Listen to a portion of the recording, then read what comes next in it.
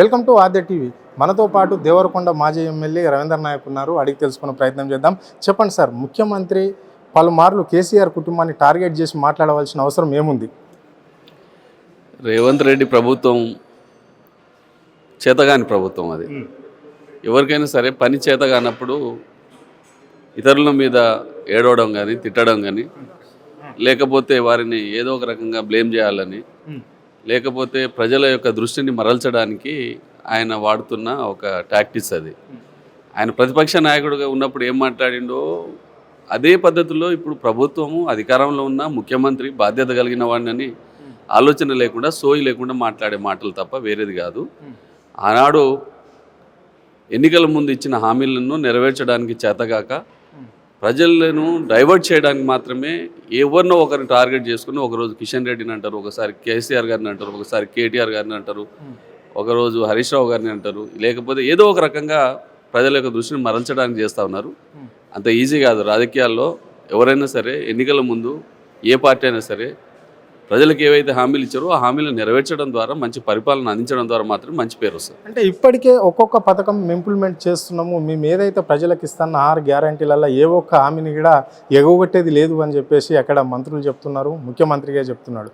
మొన్న 26 తారీఖు నాడు, జనవరి 26 తారీఖు నాడు 4 పథకాలకు శ్రీకారం చుడుతున్నాము అని చెప్పేసి అన్నాడు ఆయన.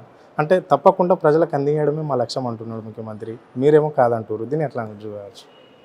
మేమెందుకు, మీకు కూడా మీ మనసు నిండా మీరు చెప్పండి. ఏ ఊర్లోనన్నా మనం ఎక్కడికైనా వెళ్దాం. కాంగ్రెస్ పార్టీ నాయకులను కూడా రమ్మనండి. వాళ్ళ ఎమ్మెల్యేలను అయితే ప్రజలు తరుముతున్నారు ఊర్లలో. ఇవాళ కూడా ఒక ఎమ్మెల్యే మీద వాట్సాప్లో చూసిన, నిన్ననే ఏదో గొడవ అయింది. అంటే ఏ హామీ అనేది ఆయన నెరవేర్చిండు? ఒకటి చెప్పండి, ఒక ఫ్రీ బస్ తప్ప. ఆడవాళ్ళు అది కూడా మహిళలు తిడుతున్నారు. ఈ ఫ్రీ బస్ ఎందుకు పెట్టిండు? మాకు సీట్లు లేవు, బస్సులు పెంచలేదు, అదేమైనా ఉద్యోగులు, మహిళా ఉద్యోగులు తప్ప మాకేం అక్కడ వచ్చేది కాదని చెప్పి మహిళలే తిడుతున్నారు. అంటే 80% రుణమాఫీ అయిపోయింది రైతులకు. ఏకకాలంలో రుణమాఫీ చేసిన ఘనత ఓన్లీ ఈ భారతదేశంలో తెలంగాణ ప్రభుత్వానికే, కాంగ్రెస్కే దక్కుతుంది. ఏ ముఖ్యమంత్రి చేయలేడు అని చెప్పేసి ముఖ్యమంత్రి అంటున్నాడు. ఆయనంతటా ఆయన అనుకోవడం కాదు కదా, ఆయనే చెప్తున్నాడు కదా మీటింగ్లలో. ఆయన చెప్తున్నాడు, మా మంత్రులే, మా ఎమ్మెల్యేలే ప్రభుత్వానికి వ్యతిరేకంగా మాట్లాడుతున్నారు. మంచి ఏమైనా మైక్లో చెప్పాలి, చెడు చెవులో చెప్పాలి. కానీ మాకేమో మంచి చెవులో వచ్చి చెప్తున్నారు, చెడేమో మైక్లో చెప్తున్నారు. వాళ్ళ మంత్రులే, వాళ్ళ ఎమ్మెల్యేలే చెప్తున్నారు. ఇక్కడ ఈ ఊర్లో, ఫలానా ఊర్లో 20 నుంచి 30% మాత్రమే రుణమాఫీ జరిగింది, ఇంతమంది ఇంకా రుణమాఫీ కాలేదు, మీరు అధైర్యపడవద్దు, మళ్ళీ మేము ముఖ్యమంత్రి గారితో మాట్లాడతాం, ప్రభుత్వంతో మాట్లాడతాం వాళ్ళే చెప్తున్నారు. దాంతోపాటు మా వర్కింగ్ ప్రెసిడెంట్ కేటీఆర్ గారు ఒక సవాల్ విసినాడు. ఏం చెప్పిండో, ఆయన ప్రాతినిధ్యం వహిస్తున్న కొడంగల్ నియోజకవర్గం కానీ, లేకుంటే ఆయన సొంత ఊరు ఏదైతే ఉన్నదో మరి అక్కడికన్నా వెళ్ళి మాట్లాడదాం. ఆ ఊర్లో 100కు 100% లేదా 80-90% ఈ రుణమాఫీ జరిగిందని అంటే మాత్రం తప్పకుండా దేనికైనా నేను సిద్ధం, నేను రాజీనామాకు సిద్ధం అని కూడా మా కేటీఆర్ గారు అన్నారు. మరి ఆ సవాళ్ళు ఎందుకు స్వీకరిస్తలేరు? ఎక్కడికైనా పోదాం, ఏ ఊరికైనా పోదాం, వాళ్ళే చెప్పమనండి. ఎక్కడన్నా పూర్తి స్థాయిలో రుణమాఫీ జరిగిందా, లేకపోతే రైతు భరోసా అందరికీ ఇవ్వగలిగినారా? ఏది లేదు. మొన్న 4 స్కీములు ప్రారంభం చేసినారు 26 నాడు.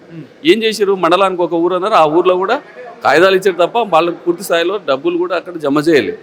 రైతు భరోసా చేయలేదు, లేకుంటే ఇంకా వాళ్ళు అనుకున్న పద్ధతుల్లో ఏవైతే ఆ స్కీములు ప్రారంభం చేసారో ఏ ఒక్కటి కూడా ఎక్కడ ప్రజలలో అందలే. అందుకని ప్రజలందరూ కూడా తిరుగుబాటు చేస్తున్నారు. స్వయంగా వాళ్ళ ఎమ్మెల్యేలనే గ్రామాలలో వస్తే నిలదీస్తున్నారు, తరిమి కొడుతున్నారు. అది చాలా ఉదాహరణ.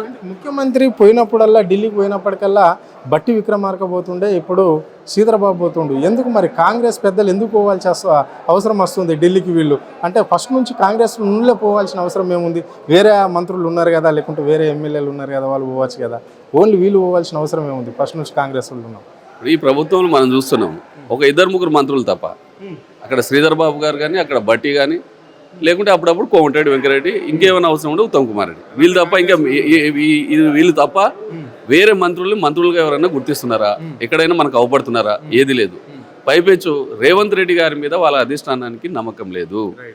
ప్రధానమంత్రిని కలవడానికో ఇతర కేంద్ర మంత్రులను కలవడానికి పోయినప్పుడు వారి వెంట ఒకరిని తోడుగా పంపుతున్నారు. ఏం మాట్లాడతారు, ఏం జరుగుతుంది అనేది వాళ్ళకు పెద్ద అపనమ్మకం ఉంది ఆయన మీద.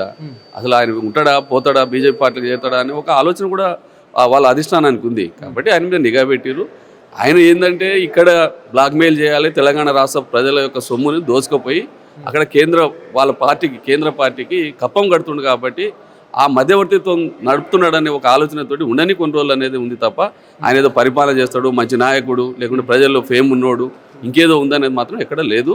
వాళ్ళ ప్రభుత్వ మంత్రి వర్గంలోనే ఆయన మీద తీవ్రమైన అసంతృప్తి ఉన్నారు. ఎమ్మెల్యేలు చాలా ఇబ్బందులలో ఉన్నారు. అందరు కూడా సమయం కొరకు వేచి చూస్తున్నారు. అంటే ఇంకో విషయానికి వస్తే మొన్న ఎమ్మెల్సీ ఎలక్షన్లో అంటే గ్రాడ్యుయేషన్ ఎలక్షన్ కావచ్చు, టీచర్ ఎలక్షన్లు కావచ్చు, బీఆర్ఎస్ పోటీ చేయలేదు.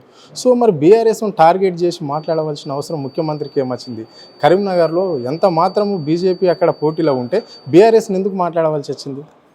ఇప్పుడు ఆయన మొత్తం డైవర్షన్ పాలిటిక్స్ చేస్తున్నాడు. అందరికీ తెలుసు. చిన్నపిల్లలను అడిగినా రేవంత్ రెడ్డి ఏదన్నా సభలో మాట్లాడుతున్నాడు, టీవీలో వస్తుంటే చిన్నపిల్లలు కూడా టీవీలు చూసే పరిస్థితి లేదు. మహిళలు చూడరు, రైతులు చూడరు, ఎవ్వరు చూడరు. ఆయనను ఒక జోకర్గా, ఒక బ్రోకర్గా ఏది పడితే అది మాట్లాడే పనికిమాలిన మాటలను అందరు కూడా అర్థం చేసుకున్నారు. ఇన్ని రోజులని మా ప్రభుత్వం పోయింది, వాళ్ళ ప్రభుత్వం వచ్చి సంవత్సరంన్నర దాటింది. నువ్వు ఏం చేసినవో చేయవయ్యా, నీ అభివృద్ధి ఎందుకు చూపించు, నీ స్కీమ్ లేదు అమలు చేయమని అంటే ఎన్ని రోజులు కేసీఆర్ గారి మీద ఏడుస్తారు? ఎన్ని రోజులు కేటీఆర్ కానీ హరీష్ రావు గారు కానీ ఏం చేస్తున్నారు? అసలు నువ్వు చేసింది ఏందో చెప్పాలి. ఆ రోజు అలవి కానీ హామీలు ఏవేవో మాట్లాడుతీవి, రైతులు 420 హామీలు ఇస్తేవి, కానీ ఏది ఏ ఒక్కటి కూడా నువ్వు పూర్తి స్థాయిలో అమలు చేయడం లేదు. దాని మీద చిత్తశుద్ధి లేదు, ఏం చేద్దామని ఆలోచన లేదు. పైపేచో నీ మంత్రివర్గ సహచరులు నీకు సహకరించే పరిస్థితి లేదు. చివరిగా అంటే మీరు అంటున్నారు ముఖ్యమంత్రి కావాలని 6 గ్యారంటీలు అమలు చేయలేకనే మాట్లాడుతున్నాడని మీరు అంటున్నారు. అంటే ఇక్కడ ఏ కంపెనీలు తీసుకొచ్చినా, ఇండస్ట్రీలు తీసుకొచ్చినా అడుగున బీఆర్ఎస్ నేతలే అడ్డుపడుతున్నారు. ఆ కంపెనీలను తరిమి కొట్టే ప్రయత్నం బీఆర్ఎస్ నేతలు కొంతమంది మాత్రమే చేస్తున్నారు, వాళ్ళ కార్యకర్తల ముందటేసి అని చెప్పేసి అంటున్నాడు. లగచర్ల విషయంలోనే కావచ్చు, రామన్నపేట విషయంలో కావచ్చు, రింగ్ రోడ్ విషయంలో కావచ్చు, డప్పూర్ విషయంలో కావచ్చు. అంటే మీ కంపెనీలు తెచ్చే దగ్గర ఎందుకు బీఆర్ఎస్ నేతలు ఇంత అడ్డుపడుతున్నారు అని ఆయన ప్రశ్నిస్తున్నాడు. చేయగాని ముఖ్యమంత్రి ఎవడొద్దన్నాడు? ఆయన సొంత నియోజకవర్గం కొడంగల్లో లగచర్ల గిరిజన రైతులు, వెనుకబడిన తరగతుల రైతులు, ఎస్సీలు, చిన్న చిన్న రైతులు, వాళ్ళు దాదాపుగా 1 సంవత్సర కాలం పాటుగా నిరసన తెలుపుతుంది. మరి వాళ్ళని కూర్చోబెట్టి పిలిచి మాట్లాడి కన్విన్స్ చేసి సరైన మార్కెట్ వాల్యూ వాళ్ళకి ఇచ్చి ఆ భూములు తీసుకొని కన్విన్స్ తీసుకుంటే ఎవరొద్దన్నారు? రెండవది, ఏం కంపెనీ పెడుతున్నారు అక్కడ? అల్లుడి కొరకు ఒక ఫార్మా కంపెనీ కొరకు. ఎందుకు? ఆనాడు కేటీఆర్ గారు మా ఐటీ మంత్రిగా ఉన్నప్పుడే ఇక్కడ హైదరాబాద్లో 1200 ఎకరాలు సేకరించి, ఇక్కడ 12,000 ఎకరాలు సేకరించి ఇక్కడ పెట్టుకున్నాం. అక్కడ పెట్టుకోవచ్చు కదా, ఆల్రెడీ మొబిలైజ్ చేసిన ల్యాండ్ బ్యాంకే ఉంది ఇక్కడ. రెండవది, చిన్న రైతులు వాళ్ళని కన్విన్స్ చేయడం చేతగాక సొంత నియోజకవర్గ ప్రజలు తిరస్కరించి రోడ్ల మీదకి వచ్చి పెద్ద ఎత్తున మా ఆఫీస్కి వచ్చి మమ్మల్ని సంప్రదించినప్పుడు మేము పేద ప్రజల పక్షాన ఉండాల్సిన బాధ్యత మా మీద ఉన్నది ప్రధాన ప్రతిపక్ష పార్టీగా. అది చిన్న ఇష్యూ కాదు. వాళ్ళు ఢిల్లీ దాకా వచ్చారంటే వాళ్ళ బాధ ఎంత ఉంది? ప్రెగ్నెంట్ లేడీసు, ఆడవాళ్ళు ఎంత బాధతోటి అక్కడికి వాళ్ళ బాధలు చెప్తుంటే ఎంత ఇబ్బందిగా ఉన్నది. వాళ్ళు తీసుకుపోయి జైళ్ళలో పెట్టి కొట్టడం, 3rd డిగ్రీ ప్రయోగించడం. ఎవడన్నా భారతదేశ చరిత్రలో రైతుల మీద ఈ పద్ధతిలో హింస పెట్టిన ముఖ్యమంత్రులు ఎవరైనా ఉన్నారా? బల్లులు, తొండలు, గుడ్లు పెట్టని ఏరియానే భూమిని సేకరిస్తే వీళ్ళు ఎందుకు అడ్డుపడుతున్నారని అంటున్నాడు. అదొకటి. మళ్ళీ ఇంకో విషయం, కాస్త పోడు భూముల పట్టలు కూడా ఇస్తాము ప్రభుత్వం అధికారంలోకి రాగానే అన్నారు గిరిజన బిడ్డలకు. అది జరుగుతుందా రాష్ట్రం లెక్కనన్నా? రేవంత్ రెడ్డి ప్రభుత్వం వాళ్ళతోటి ఏది కాదు, ఏది జరగదు. మాటలు చెప్తారు, దాన్ని టైంపాస్ చేస్తారు అంతే తప్ప వేరేది కాదు. కొడంగల్లో తొండలు గుడ్డు పెట్టని భూములు అన్నారు. మరి టీవీలలో చూసినాం కదా మనం, పచ్చడి పొలాలు. మరి తొండలు గుడ్డు పెట్టిన భూములు ₹1,00,00,000 ఎకరం ఎట్లా పోతుంది? ₹1,00,00,000 ఎకరం పోయే భూమిని 10 లక్షలు ఇస్తామని తీసుకుంటామంటే రైతులు ఎవరైనా సరే మంట మండుతారు కదా. వాళ్ళ జీవనోపాధి అది. చిన్న కమతాలు అవి, 1 ఎకరం, 2 ఎకరాలు, 3 ఎకరాలు, వాటి మీదనే ఆధారపడి జీవించే వాళ్ళు పేదవాళ్ళు.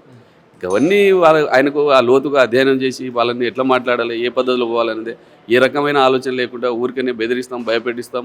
నాకు పోలీసు బలగం ఎమ్మడి ఉండదు కాబట్టి పోలీసుల ద్వారా, అధికారుల ద్వారా, మా తమ్ముళ్ళు ఉన్నారు, మా అన్నలు ఉన్నారు, వాళ్ళు ఏదో పెత్తనాలు చేస్తారంటే ప్రజలు ఎవరు కూడా ఊరుకోరు.